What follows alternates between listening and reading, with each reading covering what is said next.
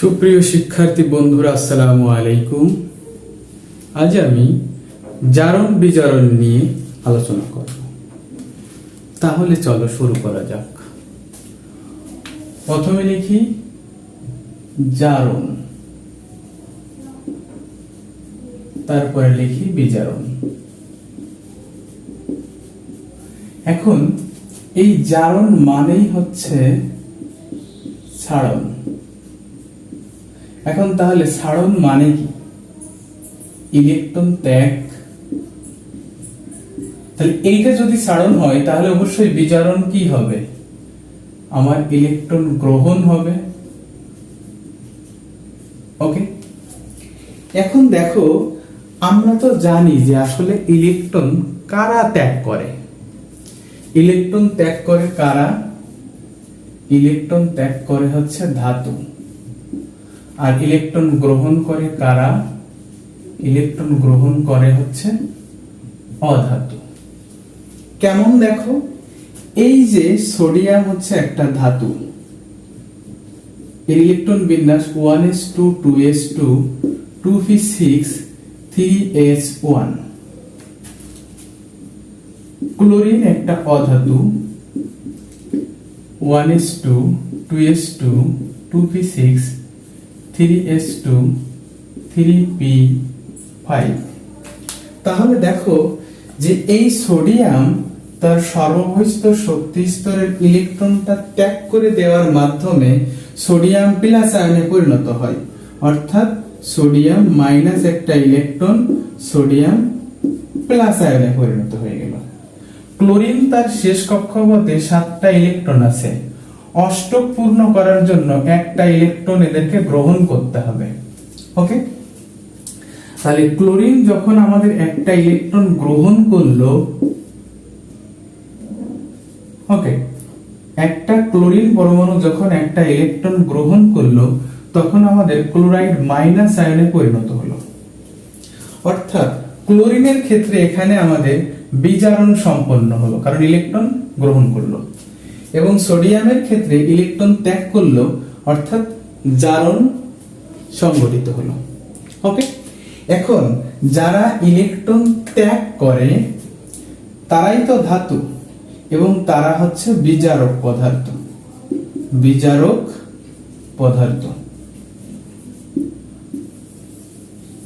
আর যারা ইলেকট্রন গ্রহণ করে তারা হচ্ছে অধাতু, অর্থাৎ তারা হচ্ছে জারক পদার্থ। ওকে, এখন দেখো, আমি মনে রাখার জন্য একটা কথা বলি। আমরা জানি যে হিটলার ছিল, জার্মানের হিটলার ছিল, ও কি করত? মানুষের ক্ষতি করত। আমরা বলি, সমাজে এখনো বলি যে তুই আমার সাথে এই রকম হিটলারি করতে পারলি। তার মানে কি? হিটলার হিটলারি করে কার সাথে? অন্যের সাথে, অর্থাৎ অন্যকে ক্ষতি করে। তার মানে হচ্ছে যে আমি বোঝাতে চাচ্ছি যে এই যে বিজারক, বিজারিত করবে কাকে? অন্যকে। অর্থাৎ আমরা লিখতে পারি যে অন্যকে বিজারিত করে। অন্যকে বিজারিত করে। তাহলে জারক পদার্থ কি হবে? অন্যকে জারিত করে। অর্থাৎ বিজারক পদার্থ অন্যকে বিজারিত করে মানে হচ্ছে যে অন্যকে ইলেকট্রন গ্রহণ করার জন্য উদ্বুদ্ধ করে। এবং বিজারক জারক পদার্থ হচ্ছে যে অন্যকে ইলেকট্রন ত্যাগ করার জন্য উদ্বুদ্ধ করে, যে তুমি আমাকে ইলেকট্রন দাও। একটা ছোট্ট উদাহরণ দিই। আমাদের সমাজে আমরা জানি যে ভিক্ষুক আছে। ভিক্ষুকরা কোনো লোকের কাছে যে, তাহলে ভিক্ষুকরা কি করে? বারবার মানুষের কাছে যে বলে যে ভাই আমাকে একটু সাহায্য করেন, আমাকে একটু সাহায্য করেন। দেখা গেল যে প্রথমবার বলার পর দিল না, দ্বিতীয়বার আবার বলল যে ভাই আমাকে একটু সাহায্য করেন, তাও দিল না। যখন তৃতীয়বার আবার অনুনয় বিনয় করে যখন বলে তখন কিন্তু মানুষ দেয়। অর্থাৎ ওই ভিক্ষুক কিন্তু ওই দাতাটাকে উদ্বুদ্ধ করলো ভিক্ষা দেওয়ার জন্য। ওকে, তাহলে এখানেও আমাদের সেরকম ব্যাপারটা যে জারক পদার্থ বিজারক পদার্থকে উদ্বুদ্ধ করতেছে যে তুমি ইলেকট্রন ছাড়ো, আর বিজারক পদার্থ জারক পদার্থকে উদ্বুদ্ধ করতেছে যে তুমি ইলেকট্রন নেও। অর্থাৎ আমার বিজারক পদার্থ যখন ইলেকট্রন ছাড়লো তখন সেখানে কিন্তু আমাদের জারণ সংঘটিত হলো, এবং জারক পদার্থ যখন ইলেকট্রন গ্রহণ করলো সেখানে কিন্তু আমাদের বিজারণ সংঘটিত হলো। তাহলে দেখা যাচ্ছে যে জারণ ছাড়া বিজারণ হচ্ছে না, আবার বিজারণ ছাড়া জারণ হচ্ছে না। এক্ষেত্রে আমরা বলতে পারি যে জারণ বিজারণ একটি যুগপৎ ঘটনা, অর্থাৎ একই সাথে ঘটে। এখন আমরা একটু উদাহরণের সাহায্যে চলে যাই। ওকে,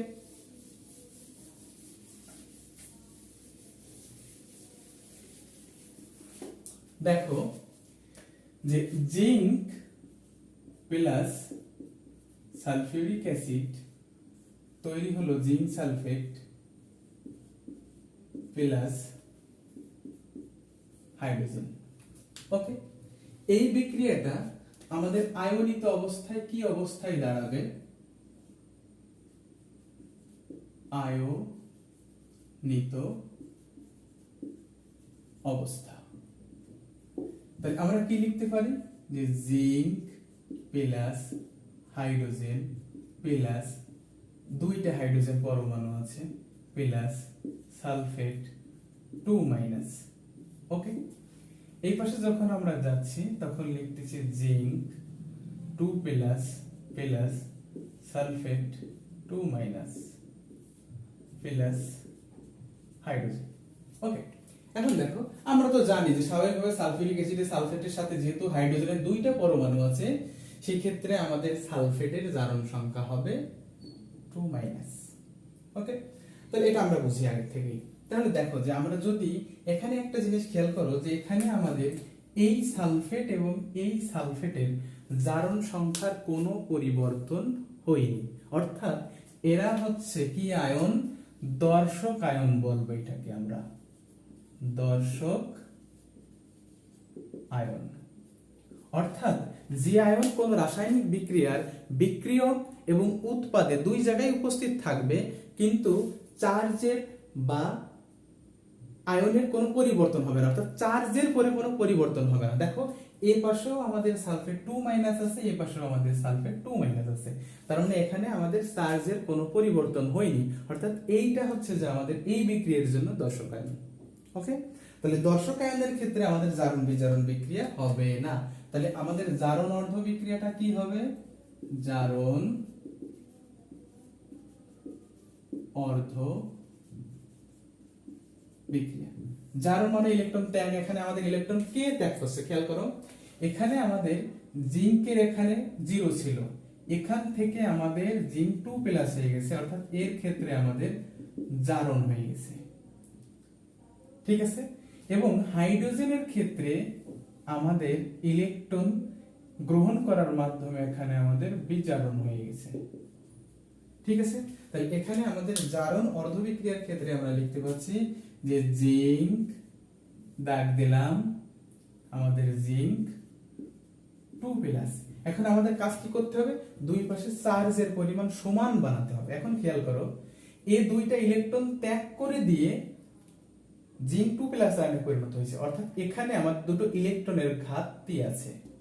তাহলে এখান থেকেও যদি আমরা দুইটা ইলেকট্রন ত্যাগ করাই দিতে পারি তাহলে দুই পাশে আমাদের চার্জের পরিমাণটা সমান হয়ে গেল। ওকে, এখন দেখো যে আমাদের যে বিজারণ অর্ধ বিক্রিয়া, বিজারণ অর্ধ বিক্রিয়া। ওকে, তাহলে বিজারণ অর্ধ বিক্রিয়া কার জন্য হচ্ছে? আমাদের হাইড্রোজেনের জন্য হচ্ছে। হাইড্রোজেন প্লাস এই পাশে আমাদের হাইড্রোজেন অণু হয়ে গেল। এখন দেখো যে এই জায়গাটা আমাদের কিন্তু ইলেকট্রনের শর্টেজ আছে, কারণ এখানে একটা হাইড্রোজেন একটা ইলেকট্রন ত্যাগ করে দিয়ে কিন্তু এখানে আমাদের হাইড্রোজেন প্লাস আয়নে পরিণত হয়েছে, এখানে কিন্তু আমাদের সেই শর্টেজটা নেই। তাহলে এ যদি ইলেকট্রন ত্যাগ করে দিয়ে যেহেতু প্লাস আয়নে পরিণত হয়েছে, তাহলে ইলেকট্রন যখন এ গ্রহণ করবে তখন পূর্বের অবস্থায় ফেরত যাবে, অর্থাৎ একটা হাইড্রোজেন প্লাস আয়ন একটা ইলেকট্রন গ্রহণ করলো, দুটো হাইড্রোজেন প্লাস আয়ন আছে, এই কারণে আমাদের এখানে দুটো ইলেকট্রন গ্রহণ করলো। তাহলে আমরা কি লিখতে পারি এখানে, যে জিঙ্ক প্লাস 2 হাইড্রোজেন প্লাস, এই পাশে আছে আমাদের জিঙ্ক 2 প্লাস প্লাস হাইড্রোজেন। এখন কিন্তু আমাদের দর্শক আয়নটা বাকি ছিল, তাহলে আমাদের সেই দর্শক আয়নটা এখানে লিখতে হবে zinc plus 2 hydrogen plus plus হচ্ছে আমাদের সালফেট 2 মাইনাস আমাদের zinc 2 plus plus hydrogen plus sulphate 2 minus. Okay, তাহলে সেই ক্ষেত্রে আমরা যখন এখানে যাব, এই যে প্লাস মাইনাসে মিলে হচ্ছে যে আমাদের ওই সেই সালফিউরিক অ্যাসিড আমাদের উৎপন্ন হয়ে গেল। ওকে, এখানেও কিন্তু আমাদের প্লাস মাইনাসে মিলে আমাদের জিঙ্ক সালফেট উৎপন্ন হয়ে গেল। ওকে, এই হচ্ছে যে আমাদের বিক্রিয়া। তাহলে আমাদের জারণ অর্ধ বিক্রিয়াটা সংঘটিত হয়েছে মূলত জিঙ্কের ক্ষেত্রে, এবং বিজারণ অর্ধ বিক্রিয়াটা সংঘটিত হয়েছে আমাদের এখানে হাইড্রোজেন আয়নের ক্ষেত্রে। তাহলে আমরা বুঝতে পারলাম যে আসলে আমাদের জারণ এবং বিজারণ বিক্রিয়া কিভাবে সংঘটিত হয়। আরেকটা জিনিস যে দর্শক আয়ন বুঝলাম, অর্থাৎ যে আয়নের চার্জের কোনো পরিবর্তন হবে না বিক্রিয়ক এবং উৎপাদে, সেই আয়নটা হচ্ছে দর্শক আয়ন। তাই এখানে আমাদের দর্শক আয়ন হচ্ছে সালফেট 2 মাইনাস আয়ন, এবং দর্শক আয়নের কোনো এখানে জারণ বা বিজারণ হয় না, যেহেতু এখানে চার্জের কোনো পরিবর্তন হয় না। ওকে,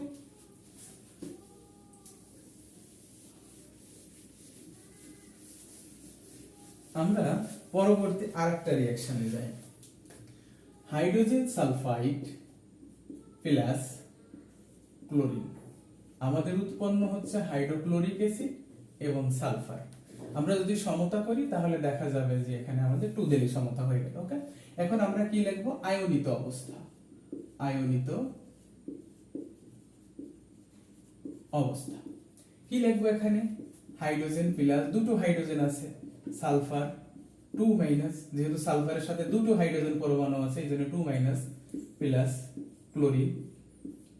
ওকে, এখানে হাইড্রোজেন প্লাস ক্লোরাইড মাইনাস এখানে 2 প্লাস সালফার। তাহলে এখানে দেখো যে আমাদের হাইড্রোজেন আয়নের জারণ সংখ্যার কোনো পরিবর্তন হয়নি। ওকে, এখানে আমাদের সালফার হচ্ছে যে ইলেকট্রন ত্যাগ করে দিয়ে আমাদের সালফার পরমাণুতে পরিণত হয়ে গেছে, এবং ক্লোরিন ইলেকট্রন গ্রহণ করে আমাদের এখানে ক্লোরাইড মাইনাস আয়নে পরিণত হয়ে গেছে। এই জন্য এখানে সালফারের ক্ষেত্রে আমাদের জারণ ঘটেছে এবং ক্লোরিনের ক্ষেত্রে এখানে আমাদের বিজারণ ঘটেছে। তাহলে আমরা কি লিখবো, জারণ অর্ধ বিক্রিয়া, জারণ অর্ধ বিক্রিয়া। ওকে, তাহলে এখানে আমরা জারণ অর্ধ বিক্রিয়ার ক্ষেত্রে আমরা লিখবো হচ্ছে যে সালফার 2 মাইনাস, এখানে আমাদের সালফার। এখন আমরা আয়নের সংখ্যা ঠিক করব। এখানে এ যেহেতু ইলেকট্রন গ্রহণ করার মাধ্যমে ইলেকট্রন গ্রহণ করেই কিন্তু এই সালফার 2 মাইনাস আয়নে পরিণত হয়েছে। এখন এ যদি ইলেকট্রন ত্যাগ করে দেয় দুইটা ত্যাগ করে দেয়, সেই ক্ষেত্রে কিন্তু আমাদের সালফার পরমাণুতে পরিণত হয়ে যাবে। ওকে, এখন ক্লোরিন পরমাণু কি করবে, ওই দুইটা ইলেকট্রন গ্রহণ করবে, করে ক্লোরাইড মাইনাস আয়নে পরিণত হয়ে গেল। হ্যাঁ, তাহলে এখানে আমরা কি লিখবো, সালফার 2 মাইনাস প্লাস ক্লোরিন, এই পাশে দেবো আমরা সালফার প্লাস 2 ক্লোরাইড মাইনাস। ওকে, এখন আমাদের সেই দর্শক আয়নটা বাকি ছিল। কে ছিল দর্শক আয়ন এখানে আমাদের, যে সালফার 2 মাইনাস প্লাস ক্লোরিন, তারপর হচ্ছে 2 হাইড্রোজেন প্লাস, এখানে আমাদের sulphur plus 2 chloride minus plus 2 hydrogen plus হচ্ছে আমাদের এখানে দর্শক আয়ন। তাহলে এখানে আমরা লিখতে পারি কি চলে আসলো আমাদের এখানে, এই যে প্লাস এবং মাইনাস মিলে চলে আসলো আমাদের H2S প্লাস ক্লোরিন। ওকে, H2S প্লাস ক্লোরিন, এখানে আমাদের চলে আসলো সালফার আর এখানে আমাদের HCl। ক্লিয়ার? তাহলে আমরা বুঝতে পারলাম এটা আমাদের কি বিজারণ অর্ধ বিক্রিয়া, বিজারণ অর্ধ বিক্রিয়া।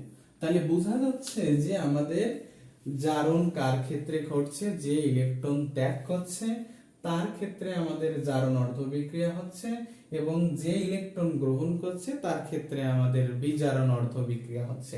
এখানে দেখো সালফার যদি ইলেকট্রন ত্যাগ না করতো তাহলে কিন্তু ক্লোরিন ওই ইলেকট্রন গ্রহণ করতে পারতো না। অর্থাৎ সালফারের যদি এখানে আমাদের জারণ না হতো তাহলে ক্লোরিনের কিন্তু বিজারণ হতো না। আবার ক্লোরিনের যদি বিজারণ না হতো তাহলে সালফারের কিন্তু জারণ হতো না। এক্ষেত্রে আমরা বলতে পারি যে জারণ বিজারণ একই সাথে ঘটে, অর্থাৎ জারণ বিজারণ হচ্ছে একটা যুগপৎ ঘটনা। ক্লিয়ার? তাহলে যদি আমার ক্লাস ভালো লেগে থাকে তাহলে অবশ্যই আমার চ্যানেলটা সাবস্ক্রাইব করবে, লাইক এবং কমেন্টস করতে ভুলবে না।